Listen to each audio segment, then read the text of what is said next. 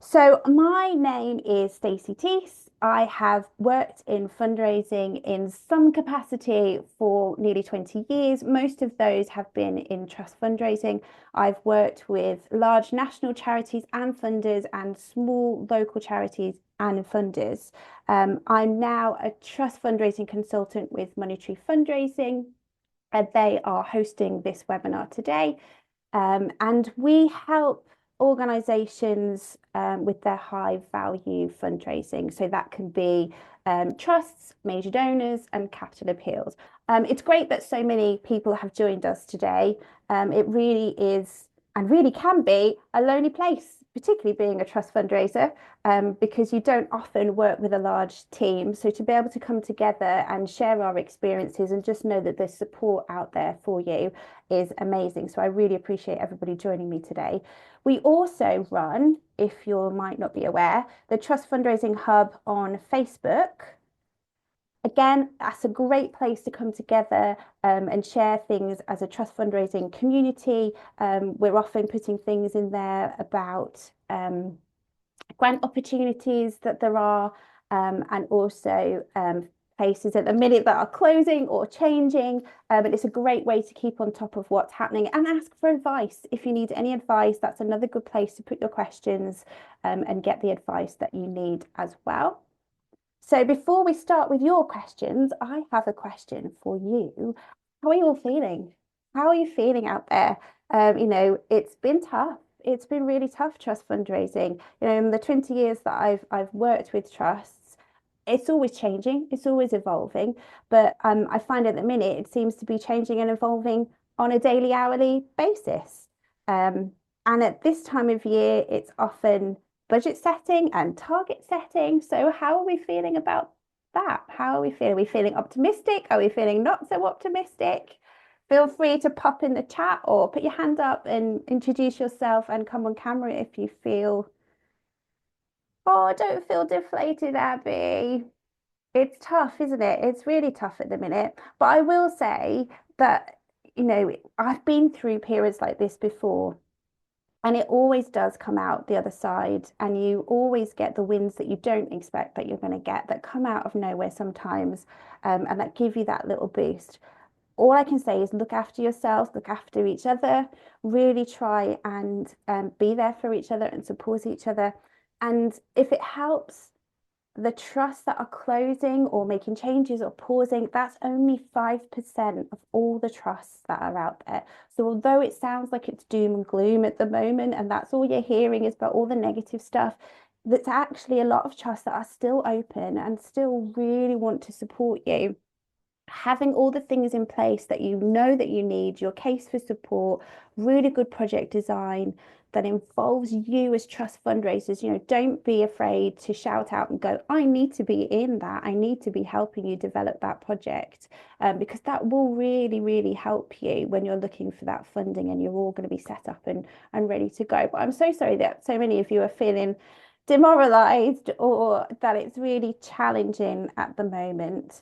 It's really hard when you're trying to set targets and budgets at the minute because charities are struggling, and they want to see that money come in, particularly if you're having that conversation with your people above you that, trust fundraising can find unrestricted money and you can get unrestricted money. We all know as trust fundraisers, but it's usually projects that are the ones that get the money in from trust fundraising. So to be able to have those conversations.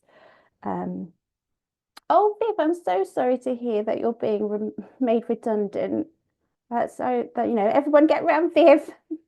Really support it. And if you share things onto LinkedIn as well, when you're looking for a new opportunity, we can all help and share those with you and help and point you in the right direction if we see anything that might be good for you. I'm so sorry to hear that. It's tough, isn't it, people? It really is tough. We just have to continue to be there for us and look after yourselves and each other. That sounds really corny, doesn't it? But really do, take the breaks that you need, take that time away, think about your own well-being and make sure that you're putting things in place to look after yourselves because it's really, really important. Yeah, staff and overhead costs. Yeah, even that's really, really hard, isn't it? It's about learning how you can try and tie that up into your projects. And, a lot of trusts are now saying you can only go for a certain percentage of overhead costs to include in your projects. And that's really, really tricky too. Oh, Liz, that's really kind of you to point that out for Viv, that Chester Zero Recruiting for Trust and Foundations Manager. That's really sweet of you. So has anybody got any questions for me that I can help you with? Anything that you've got coming up, anything that's been playing on your mind, anything that you're experiencing? Again, feel free to come on camera or just to speak if you want to, or you can pop it in the Q&A. Oh, that's great, Paula, that you're feeling encouraged. Recently had a proposal bidder to join our team. I'm sure that'd be really, really helpful for you and help take on some of the load for you as well, Paula. So that's really good to hear. People are still making those investments in trust fundraising because it is it's never going to go away. Trust fundraising is the bread and butter of some charities. So Katie and Sal have both asked for advice on how to handle core cost applications and what should be presented. I mean, if you can find somewhere that will give core costs, you're doing well for a start. A lot of them are looking for project costs rather than core costs. A lot won't even let you apply for core costs. So my tip is always try and get your core costs into your project costs, really. Show that your overheads are needed to run your projects, and the impact that those projects have, and the impact that would happen if you don't have those project costs and those core costs covered. If you're thinking about, you've had an electricity bill, how do we put that into our project pictures? But it's, when you're looking at running a hospice, for example, those overheads become your project costs, because without them you wouldn't be able to run those projects. So if you've opened for families to come in and see their loved ones or have some respite care, that is then becomes a project cost that you can proportion up into a project, because core cost funding is really hard to get. Have a read through the application guidance, see if there's any guidance there about overheads and how much overheads you can add in. Sometimes you can include project salaries, sometimes you can't. Sometimes it can just be a person who is related to that project. Sometimes you can put in some of the overhead costs of projects for people who are also supporting it, so your supervisors and things. But it's always looking at how you can incorporate those core costs and those overheads into your overall project so that they become part of that project cost. So you're not presenting them as overheads, you're not presenting them as core costs. You're looking at how you can package them up, really, and make them an essential part of your project. I hope that kind of went some way to answering. Core costs is really, really tricky. And I would say that there are other ways and other income streams to get your unrestricted income. And if you're relying on trusts for that unrestricted core cost income, you might need to kind of push back a little bit if you can. Individual giving, community fundraiser are all great ways to get that core costs. Trust fundraisers and fundraising has always been about project costs, and that doesn't look set to change. So what's the best way, Frank says, to approach a new funder? We've seen lots who say they don't accept new applications and only work with charities they are connected with. So it depends whether they say that they don't want any contact at all. A lot of trusts I'm seeing that say they don't accept new applications will accept expression of interest or someone reaching out, but check and make sure that they don't explicitly say that you can't. The easiest way is to look for a warm contact. So have a look at their trustees, have a look at your trustees. Is there any overlap there? Is there any way you could make any warm connections in?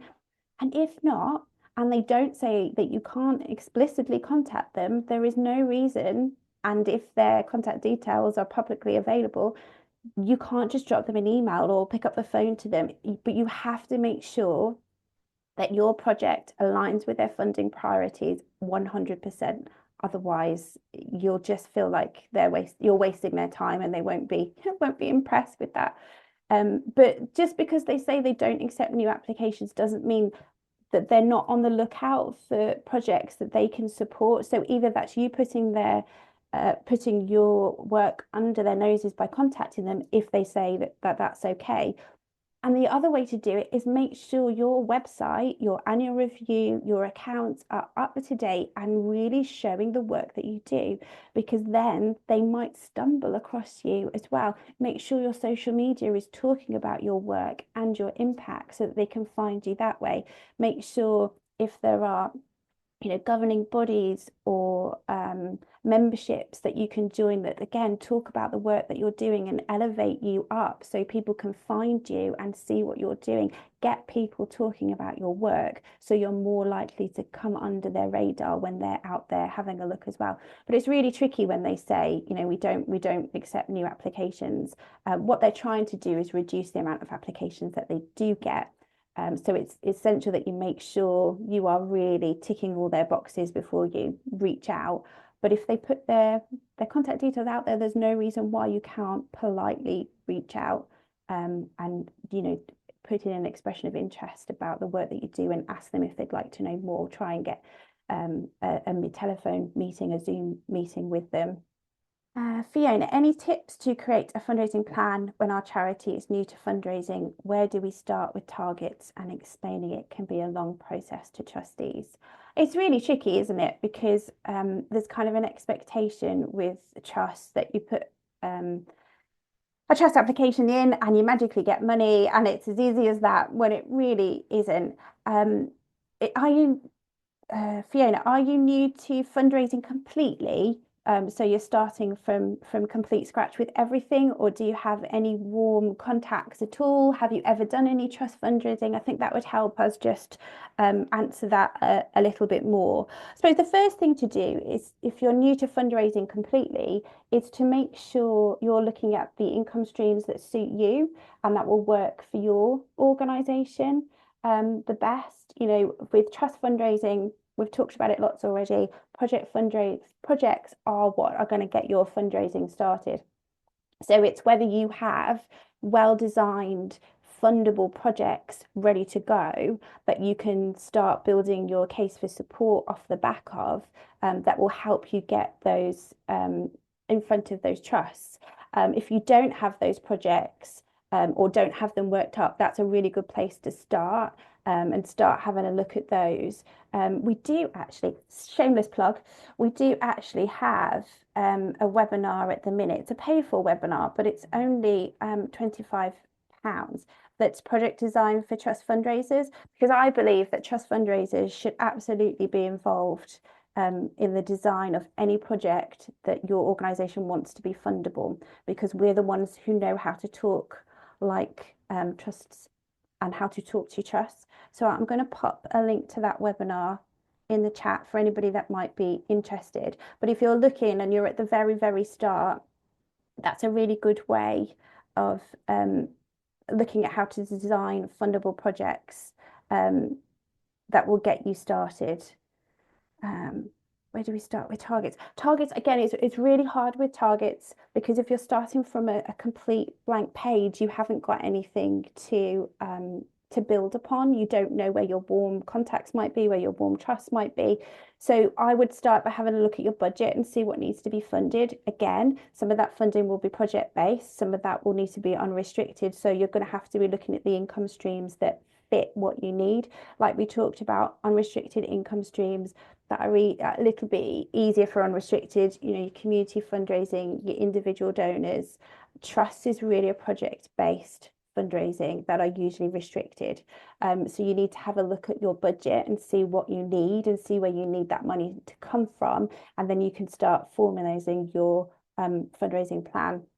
Setting targets is really, really hard, especially for trusts. It can take, well, if you're designing a project from scratch, that can take a year, then it can take another 6 months to 8 months before you start seeing any trust fundraising income coming through. For larger trusts, that can take up to a year. So you could potentially be looking at 2 years before you get any fundraising through from trusts if you're designing projects from the very, very beginning. So it's super tricky. But hopefully you'll have all the things in place if you have a look at what you need have a look at your budget, see where you need that money to be coming from. Is it restricted? Is it unrestricted? That will help you see which funding streams will help you the most. Again, Liz, we're talking about trusts going to invitation only and advice on getting on their radar. Again, it's the same thing we were talking about before.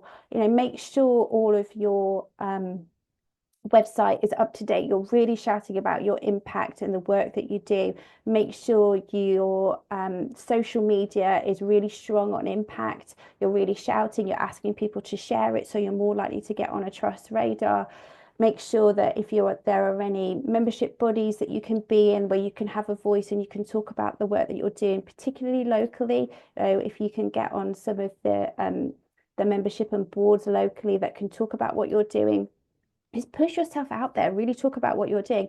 And then, like we said, if they don't say that you explicitly cannot contact them, there is no reason, if you 100% fit their funding priorities, that you can't reach out and you can't say, hello, here is XYZ, and here's why we think we're a good fit. We'd like to talk to you more. We'd like to put in an application. There's no reason why you can't do that unless they explicitly say, please don't do that. What are the best website sources, no subscriptions, to use for finding charitable trusts? That was Paul. Paul, the best place I would suggest to look is Charity Excellence.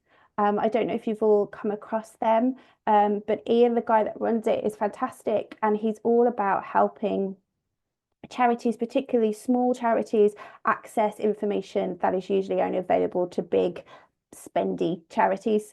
It's the Charity Excellence Framework. And if you sign up to them, it's completely free. There's the link for anybody that wants it.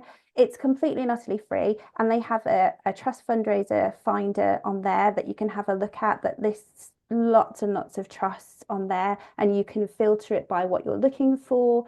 There's an AI helper on there as well. There's corporate tools on there. There's so much wealth of information that you can have a look at. The other place is the Charity Commission.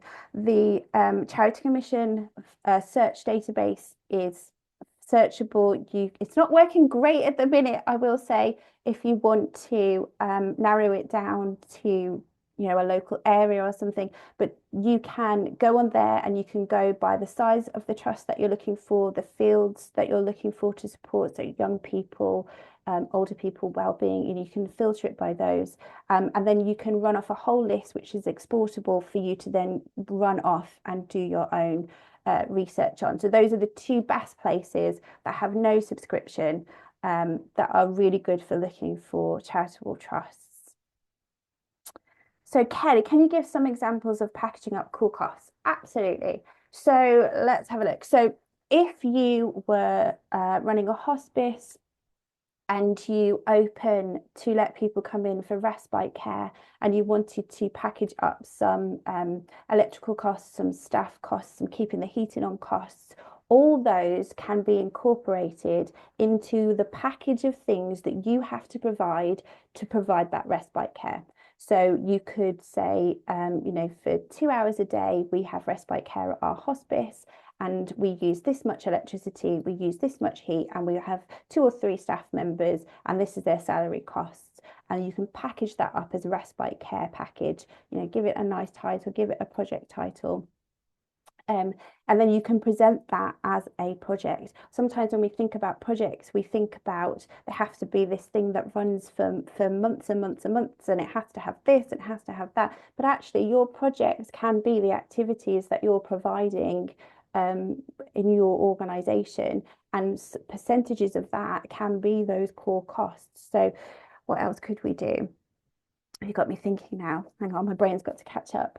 What else could we package up? So we could do, if you were doing a mentoring project with young people and they're coming in for an hour to receive some support advice, then you could package it up per person, per head for that hour, and include some of that staff time of the mentor giving up their time to come in, or a staff member if they need to be supervised for any reason. If we're talking about young people, you might have supervisory sessions.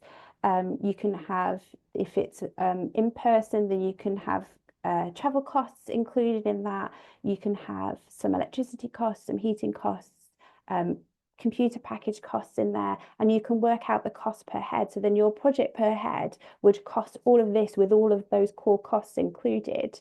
And then you can say, well, per head is this, so your gift of this will help so many people. So it's just looking about, here's our project, but we want to include an element of this. How can we package that up so it's project costs, but it's sneaking in those core costs? And if you can do it by head, that's amazing, because it then gives you that chance to go, well, if the funding envelope I'm looking at is 10,000, that will help this many people. But if the funding envelope I'm looking at is 500, this can help so many people. And it enables you to kind of get those core costs in more easily. I hope that helps give you sort of an idea. Joe, how do you show value to wider organisations that don't value trust fundraising when there is a sales focus instead, having struggles with finance, for example, about getting the required finance docs between annual account periods? That's a really tricky one.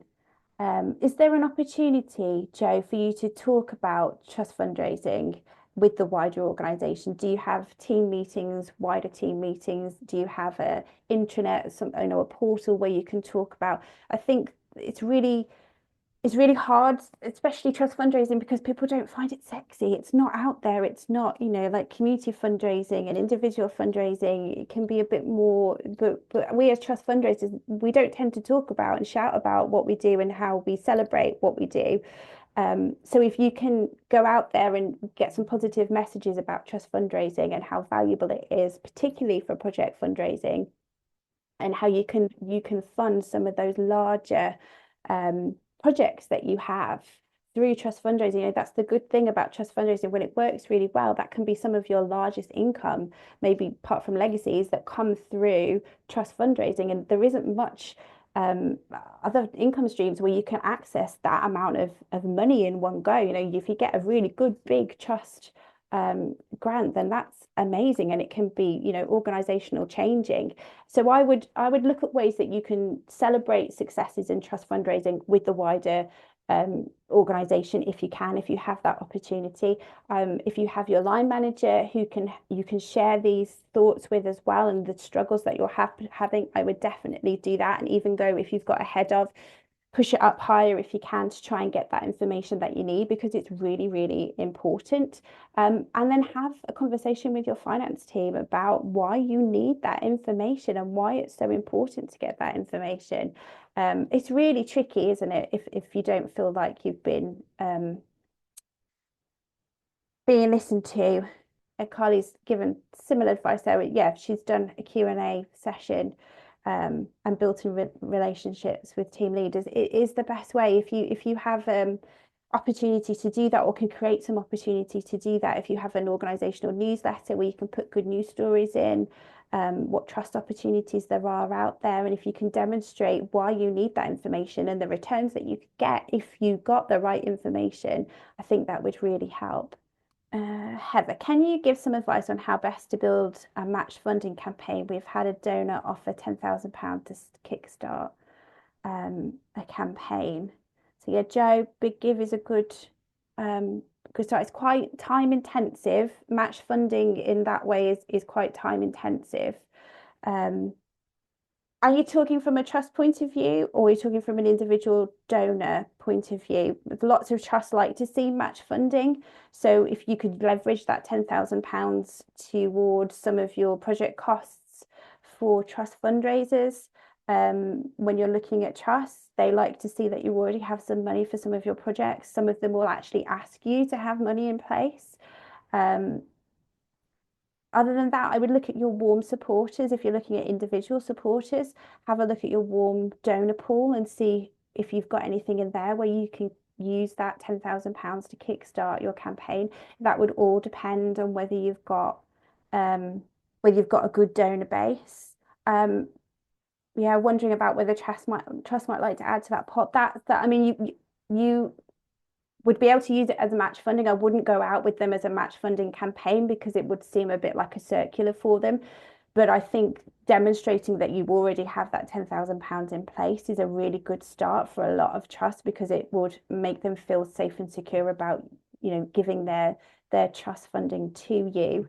And Joe's given some good advice there about the Christmas challenge might be the best option to start. I suppose that depends on how quickly your lovely donor wants to give you the £10,000 to kickstart the campaign. So, but yeah, I think there's two ways you can do that. You can either look at it as match funding for trusts, but again, continue to go on that individual basis with trust, use it as your leverage to say, we've already got this money. Don't go out there as a match fundraising campaign to trust and make it look like a circular, like it's the same application to lots. That's never a good approach. But again, if you want to go for the individual donor way, then have a look at your warm donors and who you have there. Have you got any major donors on your books that you can go out to that might match that funding as well? So you've got a couple of options there. Fiona, I have experience of trust fundraising in a previous role, but this charity has not had any experience this type of funding, so I need to set it all up initially.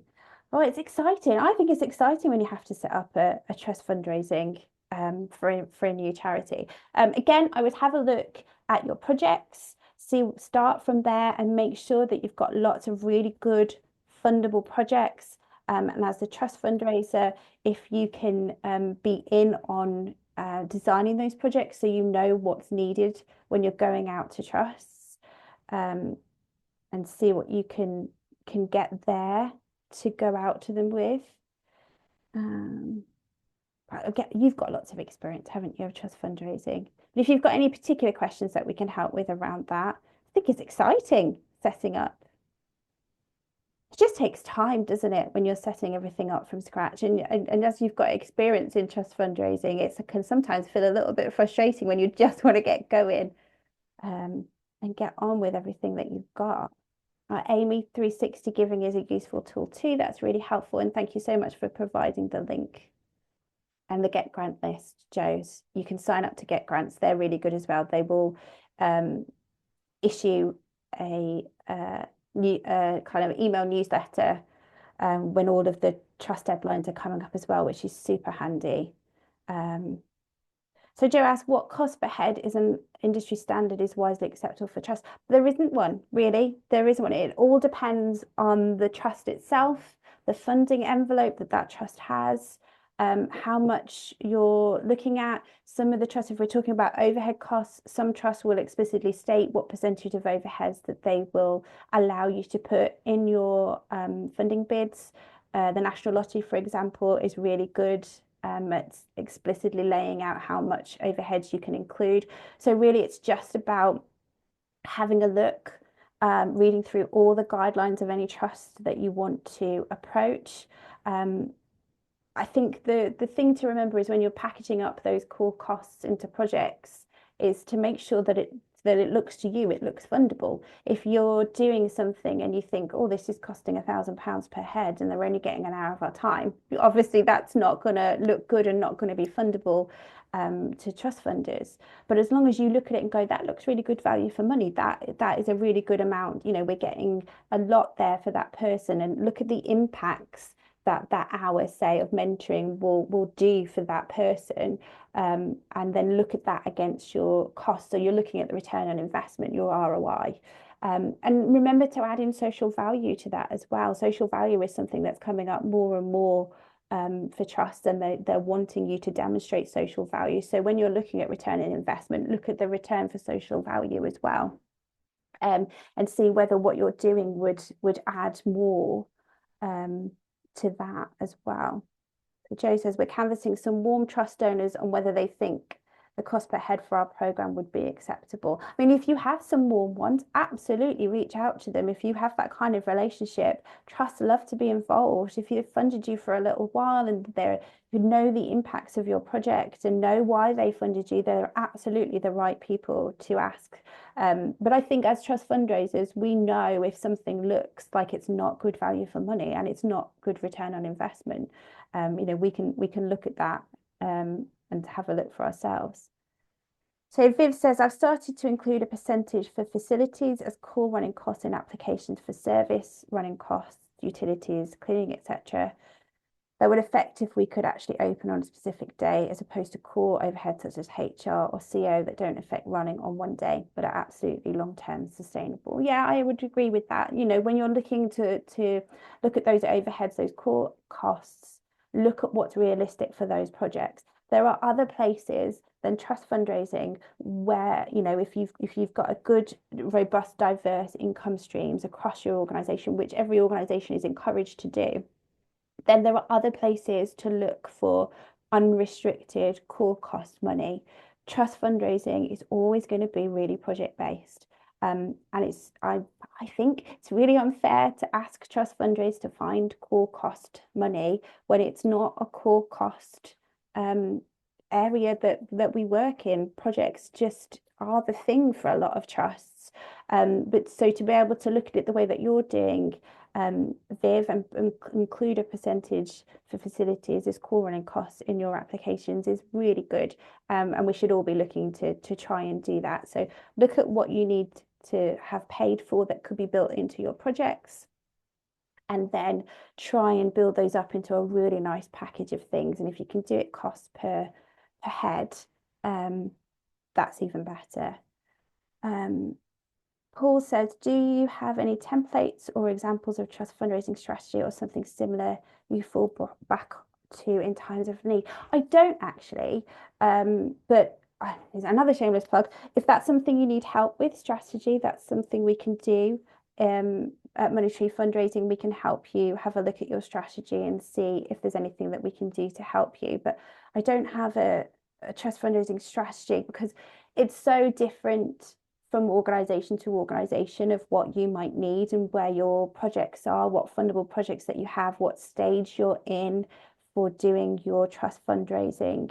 I think the thing I guess if I'm looking at it kind of now in the fundraising landscape that we're in, there's two really important things that we need. A good project design. I keep talking about this, and especially as we've got a webinar out there about it.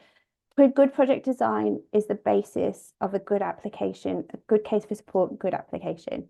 And then relationships. It's never been more important to build those relationships with trust funders. So get yourself seen.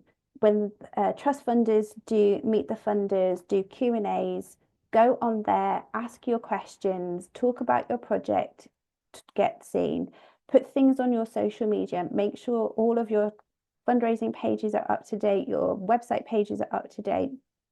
Make sure that you are contacting funders before you make applications, if at all possible. Pick up the telephone, drop them an email. Now is really the time to build relationships with funders, because if they've got 10 applications in front of them and they remember you from the lovely conversation that you had or the great question that you asked in a Q&A, it's going to stand you above. So it's good project design that includes trust fundraisers in that design, and make sure you're building those relationships with trust funders up would be my biggest strategy at the minute when looking at it.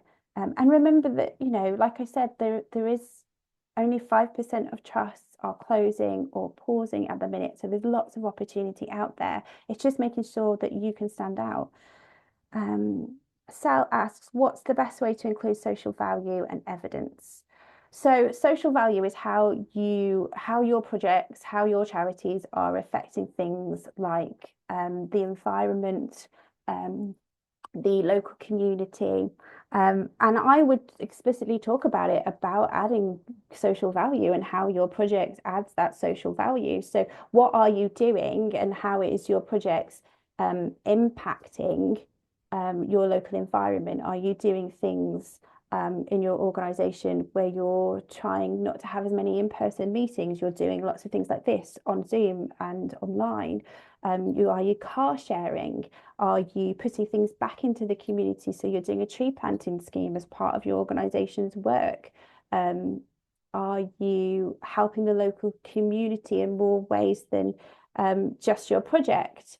Or is your project helping the local community? I would really start spelling out social value as social value. It's something that businesses and corporate organizations are talking more and more about. And social value for them is supporting organisations like ours. And we need to be doing the same and talking about how we're helping with our work, those social value. Lots of local councils have social value calculators, so you can pop in all your information and it will tell you what your kind of percentage of social value is, or your pounds per social value is, and they're really, really handy when you're having a look. And evidence would just be what you're doing to do those things and how, and tie that into your impact. So when you're looking at impact for projects and you're planning out your impact and your outcomes and outputs, include social value in that. So include how you can demonstrate all the good things that you're doing, even if it wouldn't necessarily be a direct thing that your project is doing. So you couldn't necessarily put a number around it, but indirectly, you might be doing all these great things that will help social value. So Sian says, in terms of core funding, we've had some success in developing a proposal for smaller trusts in particular that present the overall work of the charity, key service and impacts. So we're not asking for something specific or providing a budget. We've used wording around inviting a grant to help strengthen our vital work impact processes. That's amazing that you've been able to do that. Sian, that's really amazing, because not a lot of trusts will enable you to do that. So whatever you've put together must be really compelling and amazing. So the work that you're doing must be, not that the work we're all doing isn't amazing, but the work that you must be doing there is fantastic. So well done. That's really good that you've been able to do that. Oh, thanks everyone that's been sending things to Viv. That's so nice of you all. Oh, Katie, yeah, thanks so much for sharing the social value portal. That's exactly what I was talking about. Lots of local councils do their own as well, or link to a social value. So that's really helpful. Thank you for that, Katie. Really helpful. Yeah, social value and sustainability are becoming really, really buzzwords in trust fundraising at the minute. They're either asking for how you can demonstrate your social value, or they're looking at how your project will be sustainable. So not only financially stable, but how you will look at sustainability beyond your finances. So, how would you make it be a legacy project? So could you have and train up volunteers that will continue the project or elements of the project after the funding's finished? What environmental stability, sustainability do you have in place? Do you have your environmental policy statements in place? I was having a chat with someone today that said, oh, we don't have an environmental policy because we're not big enough. And that's absolutely a valid question, point. But more trust funders are asking about your environmental project, sustainability. So even having a statement in place is really, really helpful. Everybody wants to talk to Sian because they've all had she's had such good success with her core funding. Smaller trusts, it's sometimes easier to ask for that core funding if you have a really compelling project and your project fits that smaller trust's priorities really, really closely. It's the exception rather than the norm, though. So really well done. And Carly's had similar success with core funding as well. So really well done to you. That's amazing. Everyone's going to be wanting to be connecting with you on LinkedIn and chatting about how you've done that. I think if you can break down your core costs into those smaller budgets, and demonstrate what a difference they would make, and sometimes demonstrating what a difference, what would happen if the funding wasn't there, can be even more compelling to demonstrate what the impact will be if they can provide it. If your project's coming to the end of its funding, talking about how not having that funding, the gaps that it will lead, how it will affect those that are using your services, can sometimes be more compelling than the impact of the actual project itself. Amazing. I think that's everybody, but please do shout out if I've missed anybody that has any pressing question. Thanks, Sian, for offering to connect with anybody. Maybe we'll have to get you on here one month as well to talk about how you how you did it. Sal, how do we feel about inviting trustees to events? I always do, but very rarely do they attend. I think it's part of your stewardship to ask that question. about whether they want to come along to events, whether they want to receive your annual report, whether they just want to receive an impact report.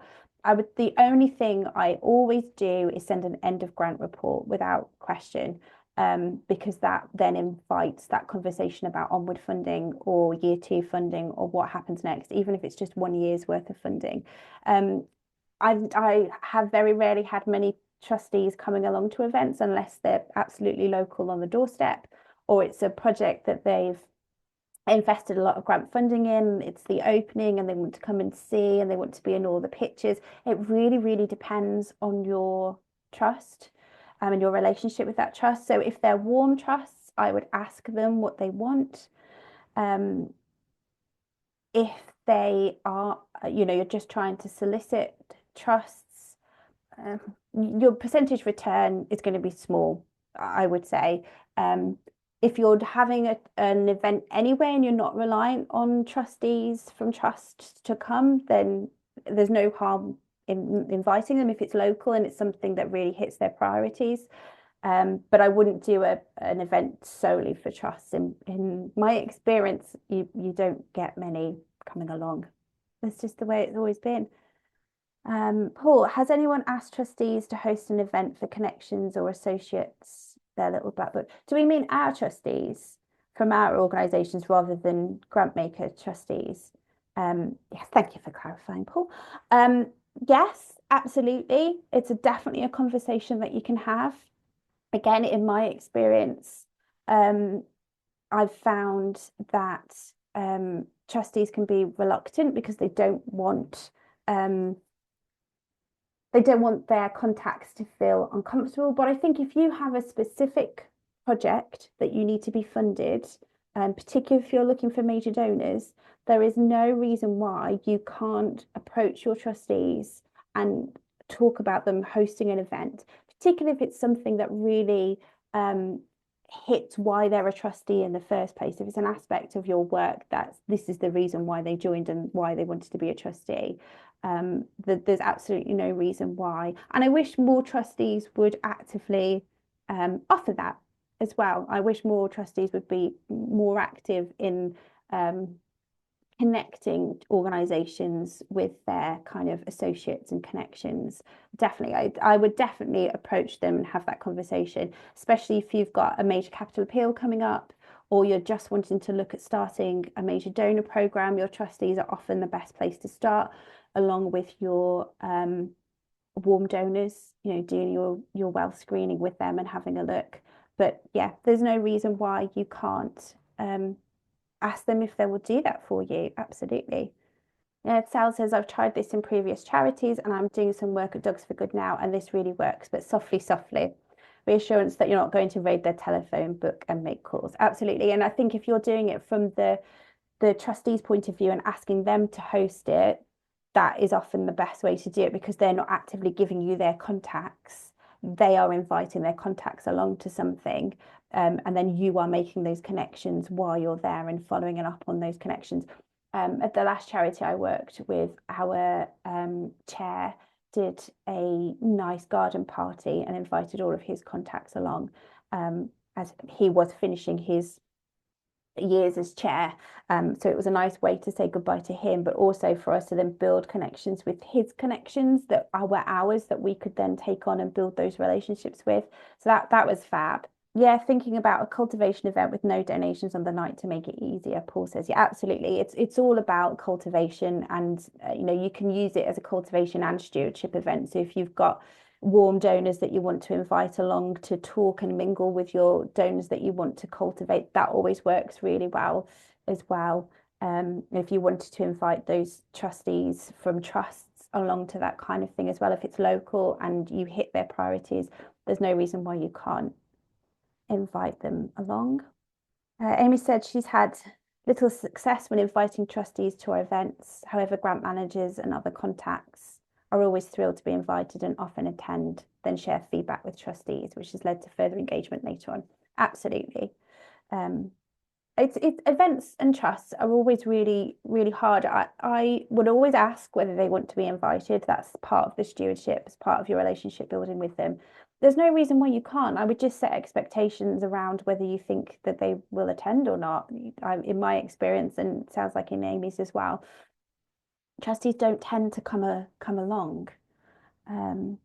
But there's no reason why, if they're open to be invited, that you can't use that as part of your stewardship and contact sessions. It's a good way to say, well, follow up with you if you can't come and let you know how the night went, and here's some impact figures about what you've supported. You know, every contact point is a good way to have a chat with them.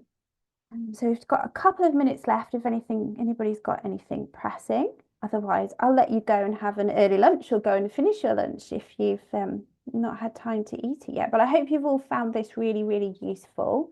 It's been such a pleasure to talk to you all. We do have another session on the 25th of March. I'm going to try and do these monthly. We might have a little break in the summer and a little break for Christmas. But here's the link if you want to sign up for next month, which, like I said, is the 25th of March. Same time, 12 noon. I'll always try and keep it at this time. And if you can't come along, nice to see you too, Katie. If you can't come along, then you'll always, if you sign up, get a copy of the recording so you can go through the questions later and have a look.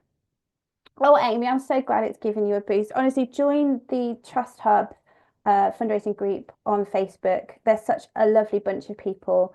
Connect with me on LinkedIn. I think someone's just asked for my LinkedIn details again. Back in. You know, always drop me a note on LinkedIn if you just want to chat. If you've got a question or you want to chat or you're feeling a bit down and you want someone to talk to, please do reach out and have a chat with any of us that have been here today. But just keep in touch with each other and keep supporting each other. You are all absolutely amazing and doing a fantastic job. So thank you so much. I don't think there's any more questions. Just have a quick check. So thank you so much, everyone. That's really kind of you to be here today. And I hope I'll see lots of you again next month on the 25th of March at the same time. All right, take care, everyone. Enjoy the rest of your week. Bye. Bye, everyone.